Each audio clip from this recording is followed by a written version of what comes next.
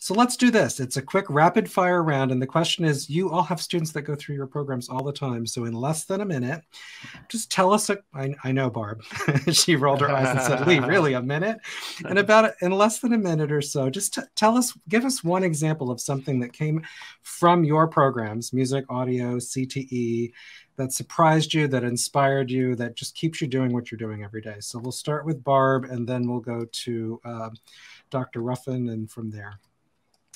And she says, "Thanks, Lee, for putting me on the spot for that one." Well, it's okay. I'll try and be brief. I mean, we've had thousands of students come through this program, and who have, they just thank you. And I think the thing to keep in mind really is that these programs don't replace traditional ensemble programs; they fill the gap.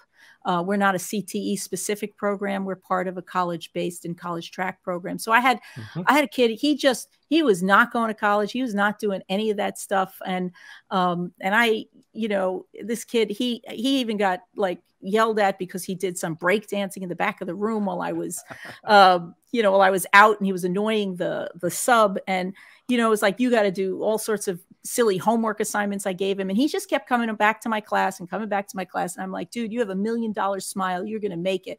And he went to college, and he went, and we gave him a great internship program. And he just kept showing up for interns, showing up. He didn't even leave the internship program when he went to college. He just kept showing up. And they were like, your internship is over. He says, I don't care. I'm coming back. And he did it for 2 or 3 years till they hired him.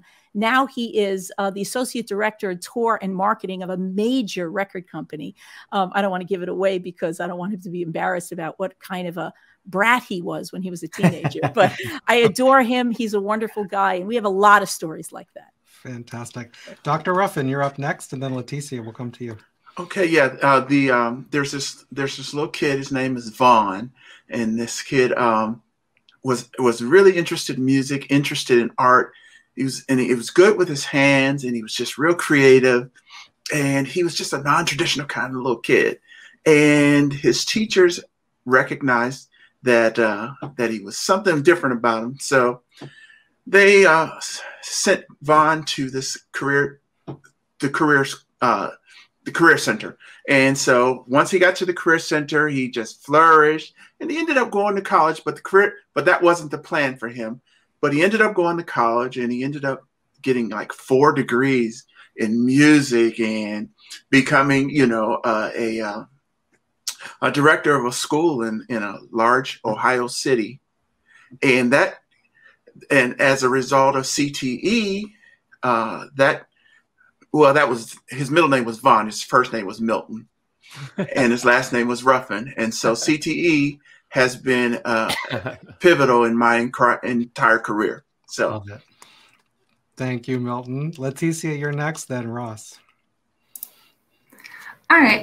Well, my story is from one of my students that went through my program. Since I don't teach art, I don't teach music. But I do come from that CTE background as well, in terms of teaching in the academies. And I taught in the Academy of Cinematic Arts animation.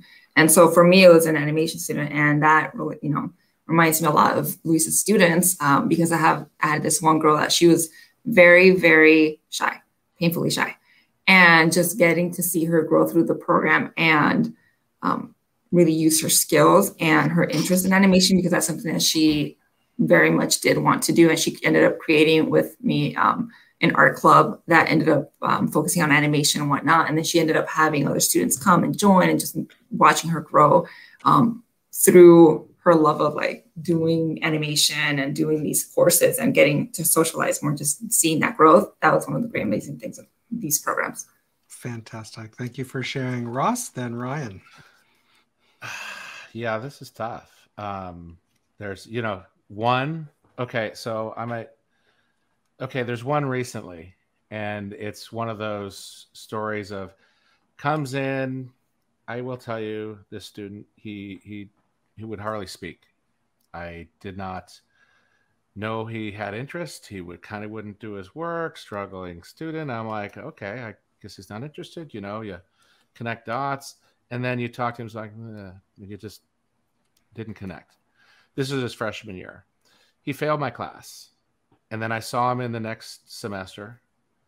And I said, what are you doing here? He's like, oh, I've taken the class. So I talked to his counselor. I said, hey, I'm not sure that it's the right connection. He's like, he says he likes it. I'm like, okay. So all of a sudden we're doing some stuff. And now this is in the video side of the world, but it's a common thread sometimes. And all of a sudden I see this collaborative project they're doing, and I'm looking, it's like, oh, who shot that? And they're like, who did this? And he's like, I did. I'm like, wait, what? So all of a sudden, and it became the thing, his hook to school and to pursuing it. He just found what he wanted to do. And by his senior year, he, was really flourishing, and still, struggling and flourishing at the same time. And it was almost like he found something he wanted to latch into, and was something for him to succeed.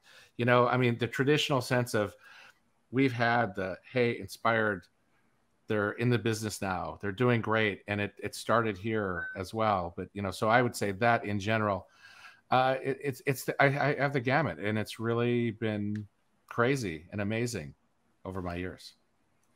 Thank you, Ross. Ryan, you're up next. And then last but not least, Luis. Ryan. Yeah, so in Michael Eric Dyson's book on Jay-Z, he talks about the concept of bright hustling, really hustling in a legal way to make something out of nothing. And I've had many students who exemplify this characteristic. And the two I'm thinking of right now took their bright hustling to two different destinations, both in the same class. They sat right behind each other.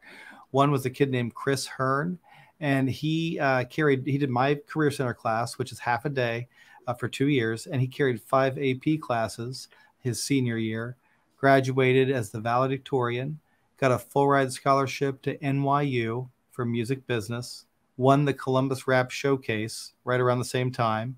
Rapper, producer, entrepreneur, started a clothing label out of a duffel bag in my classroom with some other students that remains to this day in stores all around Columbus called Social Class. Went on to give the undergraduate commencement speech at NYU in Yankee Stadium as an undergrad. Went to work for Macy's doing event planning for the Northeast, got an internship with Sony, worked for the Fader, and is now out in California pursuing a career in music. And he went through college to do it.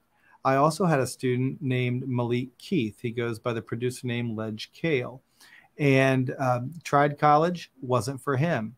Spent the last dime he had on a one-way ticket to California. Met some producers he had been talking online with out there. Amazing producer, electronic, hip hop producer, this young man. Ended up selling a beat and making the beat for a top 5 Billboard hit, I Spy by Lil Yachty. It's gone 6 times platinum now. Wow.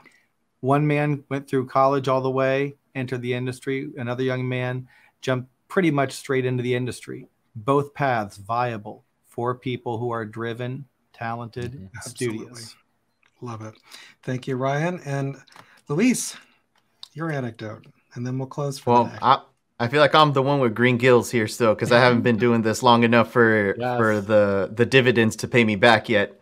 Because I've only been in charge of this program for like about five years now. So, but what I do experience and I do love about teaching, and what keeps me wanting to do this and keep going through the struggles and jumping through the hoops, is I'm a product of this area too. I graduated from Hawthorne High School, which is right just down the street from Lawndale High School, same district. And I wanted to give back because I noticed a lot of our communities, a lot of Latinos and Black folk that the kids tend to struggle with imposter syndrome. I myself was one of those for the longest. And what I've noticed the program does well by kind of, I try to do this whole like put your money where your mouth is. Like when you learn a concept, you have to go on stage and perform it.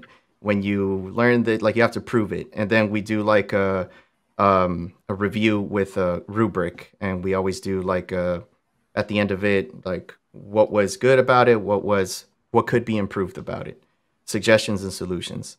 As they go through the pathway, by the end of the pathway, when it comes to music and a lot of other aspects of their life, they have a lot more confidence in themselves because they've learned how to scaffold small wins and how to take losses not so personally. And the only, I guess, student that I feel like I could say that he didn't go into music, but he's finishing up his PhD up north right now, with equity is what he's doing his dissertation on, is like racial equity is what he's working on. And I remember he was one of my drumline students. And one of the things he told me was like that he really appreciated the sense of like how everybody's contributing to either the success or the demise of the score that the drumline will get. It doesn't matter if 10 out of the 15 people are playing it correct. Those 5 people are making everyone kind of. So, yeah, I guess it's just like that aspect of it. It's just like constantly trying to push students to find their potential and to really have that confidence and to know how to take losses and use them as a stepping stone into the next level of their life.